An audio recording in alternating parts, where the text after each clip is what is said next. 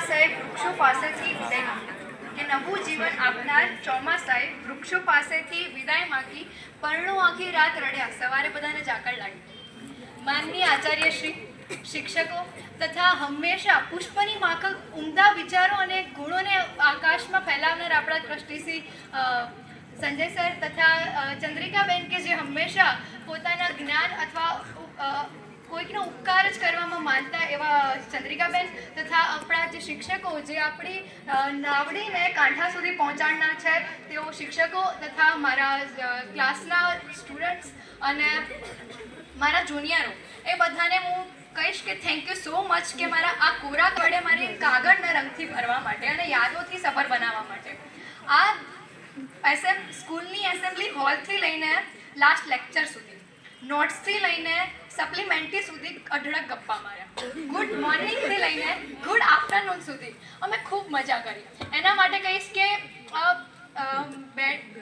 बैठे हैं यार सब नवाबी, स्कूल की है आखिरी सुबह हमारी. बैठे हैं मिलके सब यार नवाबी, ये आखिरी सुबह है स्कूल की हमारी. आज से हो जाएंगे रिश्ते खत्म, फिर हो जाएगी यादों की बारात. બસ આ રીતે આ જે યાદોની જે અમારી સંગમ છે એની અંદર અમારા શિક્ષકો કે જેમને અમને બહુ બધું જ્ઞાન પીરસ્યું, સાથે ઘણા બધા અનુભવો અથવા ઘણા બધા વિચારો સમક્ષ રજૂ કર્યા, એમના માટે હું બધા શિક્ષકોની થોડી વાત કરું. કે સૌ પ્રથમ આપણા દુષ્યંત સાહેબ, કે જેમના ઘરે સાક્ષાત કેદારનાથ છે અને એમના મિસિસ છે જસુ જોરદાર, દુષ્યંતભાઈ, ભરતભાઈ, બાબુભાઈ પટેલ. દુષ્યંત સાહેબ એટલે યાદ આવે ને ત્યારે સ્ટાન્ડર્ડ 7 થી લઈને સ્ટાન્ડર્ડ 10 સુધીની આખી સફર મોઢે થઈ જતું. દુષ્યંત સાહેબ ગમે ત્યારે આપણને કે અહીંયા આવો ત્યારે પહેલાં તો એક ડર લાગે કે શું થશે હવે આપણું, પણ પછી પાસે જઈએ ત્યારે કદી પ્રિન્સિપલ જેવું નહીં પરંતુ એક બિગ બ્રધર અથવા એક મિત્રની સાથે વાત કરી છે એમને. હંમેશા એમને આ સ્કૂલના અંદરથી રહેલા બધા પ્રદૂષણોને દૂર કરનાર શિક્ષક એટલે દુષ્યંત સાહેબ. દુષ્યંત સાહેબ એટલે અમારા જે 7મા ધોરણની અંદર ઓનલાઈન લેક્ચરમાં ફર્સ્ટ ટાઈમ એમને વિજ્ઞાન ભણાવેલું અમારા જોડે અને અમે એમની ફર્સ્ટ બેન્ચ પણ છીએ. તો એવા દુષ્યંત સાહેબને આપણે હંમેશા હું કદી નહીં ભૂલી શકું, કારણ કે એમના જોડે તો ઘણા બધા સ્મરણો આમ ગોતરાઈ ગયેલા છે. જ્યારે ગમે તે નાની વાત થાય તો દુષ્યંત સાહેબ મને આને આ કર્યું. અમે જેટલી અરજી કરી છે એટલાના બધા જ એમને અમલ કરાવ્યો છે અને અમને હંમેશા ખુશ રાખવાનો પ્રયત્ન કર્યો છે. તથા આપણા જે ભણાવનારા શિક્ષકોની વાત કરું તો ગણિતના મહારાજા એટલે દિલીપ સાહેબ. દિલીપ સાહેબ એટલે ગણિત સાથે ગમ્મત, પણ જોજો હો ચાલુ ક્લાસે ના કરતા રમત. દિલીપ સાહેબ કહે જોજો બેટા બોર્ડમાં તો દાખલામાં મજા આવશે, પણ જો નહીં જોવો ને તો મરો આવશે. આમ મેઘાણી સાહેબની વાર્તાઓની સાથે ગણિત નહીં પણ ગણિતના આંકડાઓ સાથેની રમત બનાવતા શિક્ષક એટલે ગણિતના દિલીપ સાહેબ. તથા હું વાત કરું કે વિજ્ઞાનનો એકો એટલે આપણા મહેશ સાહેબ, કે જેમને ખૂબ રસથી વિજ્ઞાન એટલું જોરદાર ભણાવ્યું છે કે જે પણ પ્રશ્ન પૂછો એ આપણને જવાબ આપી જ દે. આમ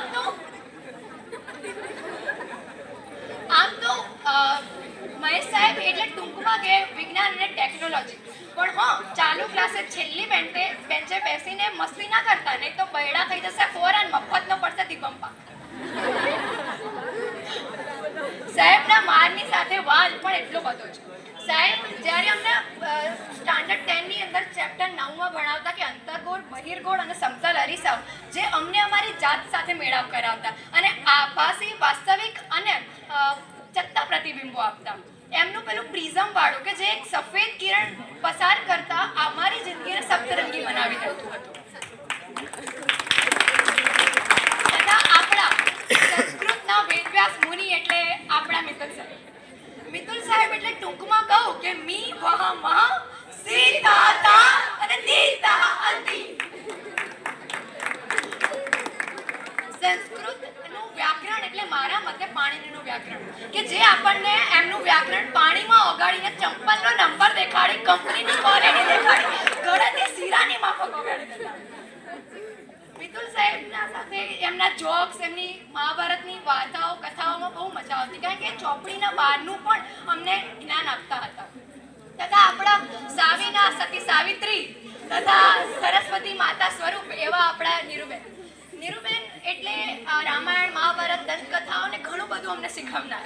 એમને હંમેશા અમને સપોર્ટ કર્યો છે. એક દિવસ ટીચર કહેતા હતા કે ગમે ત્યારે મેસેજ કરજો તો હું તમને એ પ્રશ્નનો જવાબ આપીશ. તો મેં એ વખતે ખાલી ટ્રાય માટે આ પ્રશ્ન મોકલેલો કે ટીચર આપો કે નહીં જવાબ.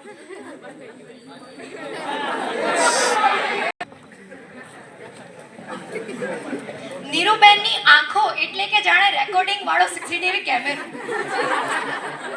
નીરુબેનની સ્માઈલ એટલે બેટા વિચારી લેજો કંઈક હાથે લાગે સબૂત. અને નીરુબેને અમને 7મા ધોરણથી લઈને 10મા ધોરણથી ફૂલ સપોર્ટ કર્યો. એમને અમને શીખવેલું કે શું ન કરવું, શું કરવું, શું થાય, શું ના થાય, શું મળે ને એવરીથિંગ બધું જ. એમને અમારા સમાજમાં કે શું કરો છો બધા બહારના પણ અમને હંમેશા સમજાવતા જ રહ્યા છે. તથા વાત કરું કે આપણા દિવ્યાની મેમ કે જેમની દિવ્યાની મેમની બ્યુટીની સરસ છે કથા. દિવ્યાની મેમની બ્યુટીની સરસ છે કથા. પરીક્ષામાં બાળકોની થતી એમસીક્યુની વ્યથા. તથા આપણા અંગ્રેજીના અબ્દુલ કલામ એટલે મંસૂરી સાહેબ. મંસૂરી સાહેબ એટલે મહેસાણા બેસ્ટ મહાન. કે એમને અંગ્રેજી એટલે મહેસાણા બેસ્ટ. પણ જોજો હો એમનું મૂડ સારું ના હોય તો બોલતા નહીં કંઈ નહીં તો તમે થઈ જશો બેસ્ટમાંથી વેસ્ટ. મંસૂરી સાહેબ સાથે એમની ઘણી બધી યાદ આવે કે શુદ્ધ કાબુ આપો, શુદ્ધ ચોપડી આપો, પછી શુદ્ધ પાણી આપો, પછી એમનું પેલું શુદ્ધ ડસ્ટર, પછી એમના કપડાની અલગ અલગ વેરાયટી, શનિવારે બોલાતો ગુડ આફ્ટરનૂન તથા એમની અંગ્રેજીની સ્ટોરીઓ એ અવિસ્મરણીય છે. મંસૂરી સાહેબની સાથે યાદ આવે કે બધાને પડેલો માર, ક્લાસની વચ્ચે ઊંચા થઈને પડતો દાઢ તથા મંસૂરી સાહેબે ક્લાસ 9ની અંદર અમને લખાવેલું ગુડ આફ્ટરનૂન પર માફી પત્રો જેમાં અમે પોતે જ બનાતા વાલીઓ.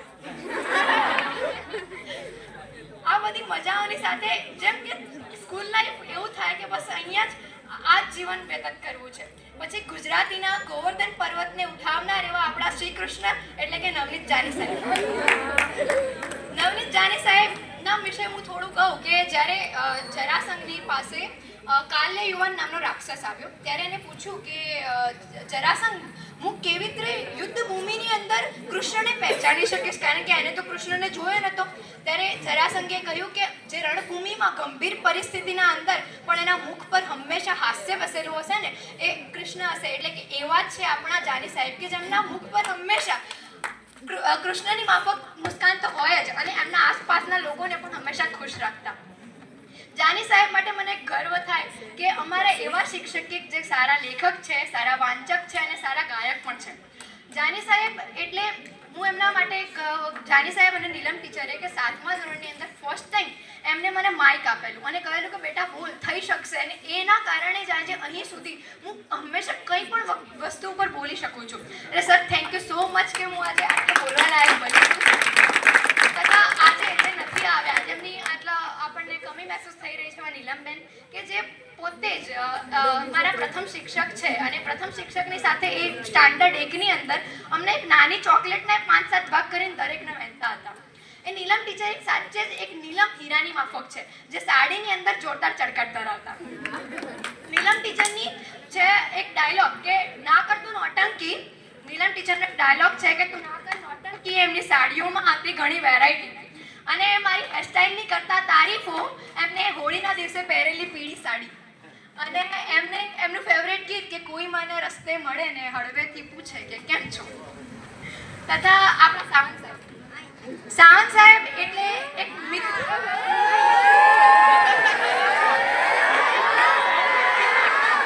સાવંત સાહેબ એટલે અમે કોઈ પણ જ્યારે મહેશ સાહેબ ના આવ્યા હોય અથવા દિલીપ સર ના આવ્યા હોય તો કંઈ પણ પ્રશ્ન લઈ જઈએ તો એ કમ્પ્લીટ જવાબ શોધીને અમને આપતા હતા. સાવંત સાહેબનું એક ગીત મને આ જીવન યાદ રહેશે કે પેલું ઈશારો ઈશારો મેં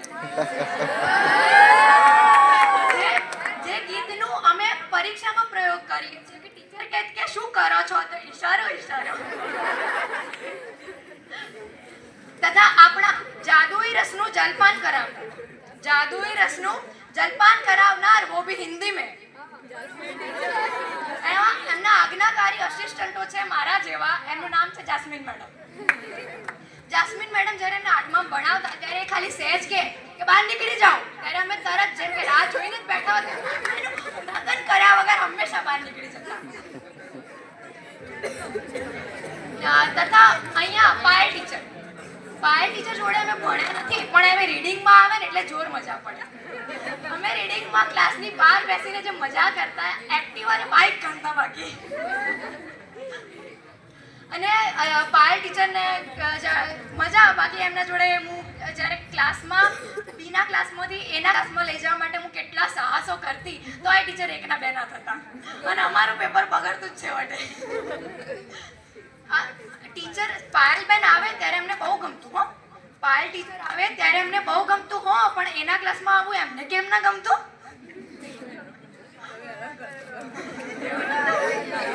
તથા આપણા સ્ટાફમાં સોનલ માસી કે જે આજે સોનાની જેમ ચળકી રહ્યા છે અને શાળાને પણ એક સોનાની માફક ચળકટ ધરાવતી બનાવે છે, એવા સોનલ માસીએ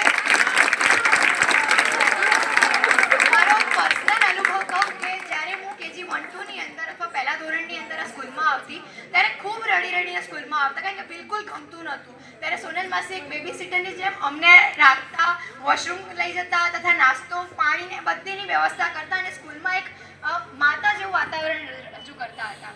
તથા આપણા જે પંકજ કાકા, જે હંમેશા પંકજ એટલે પુષ્પની જેમ જ સુગંધ ફેલાવતા, એમની ચાની મહેક મને કરી દેતી મનમોહક. પંકજ કાકાએ હમણાં જ પરીક્ષામાં એક ડાયલોગ મારેલો કે ફૂટે બધી સરકારો, પણ પંકજ કાકાના પેપરો કદી ના ફૂટે.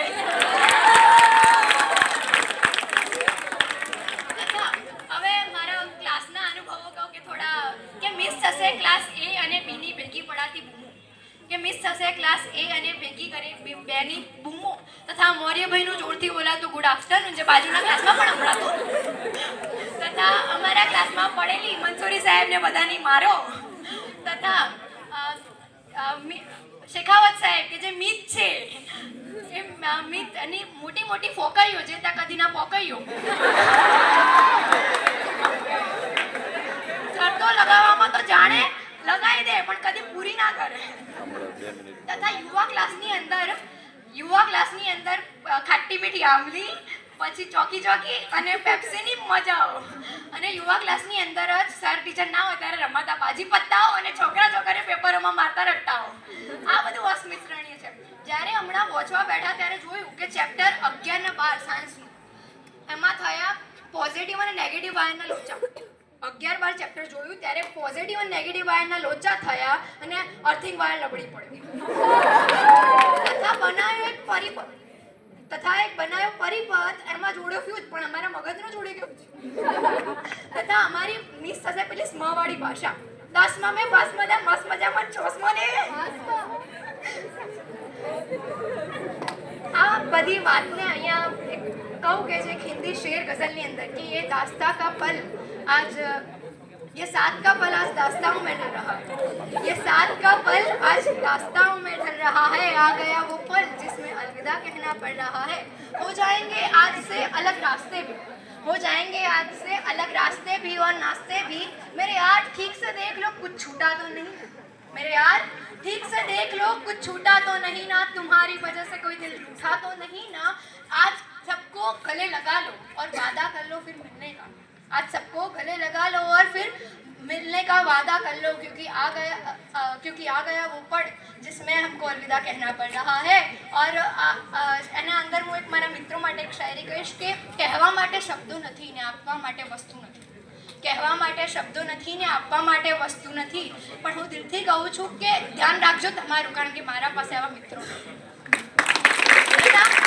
મેં જે લખેલી એક શાયરી કે જે આજના દિવસ ઉપર લખી કે આજ આકાશે ચોખ્ખું લાગે છે અને વાતાવરણ પણ સ્વચ્છ છે, આજ આકાશે ચોખ્ખું લાગે છે અને વાતાવરણ પણ સ્વચ્છ છે, આપણું જીવન વાતાવરણ નથી તો એ રંગો તો બદલાવાના જ રહે ને. અને આજ પુષ્પ પણ એની ખુશ્બુમાં લીન થયું કે શું, આજે પુષ્પ પણ એની ખુશ્બુમાં લીન થયું કે શું, આજ આ આપણા ખીલેલા ખિલખિલાટ દિવસ ઉપર કોઈ મૂંઝાઈ ના જાય ને એ જાળવવાનું રહ્યું. અને કહીશ કે અને આદિલ મંસૂરીની એક ગઝલ છેલ્લી કે નદીની રેતમાં રમતું નગર મળે ન મળે, નદીની રેતમાં રમતું નગર મળે ન મળે, આ સ્મૃતિ પટ પર દ્રશ્યો જોવા મળે ન મળે. નદીની રેતમાં રમતું નગર મળે ન મળે. આ સ્મૃતિ પટ પર જોવા મળતા દ્રશ્યો મળે ન મળે. શ્વાસ ભરી લો આ દરિયાથી મીઠી સોડમ મળે ન મળે. તથા પરિચિતોને ધરાઈને જોઈ લેવા દો, કે પરિચિતોને ધરાઈને જોઈ લેવા દો. આજ પછી હસતા ચહેરા મીઠી નજર મળે ન મળે. તથા આજે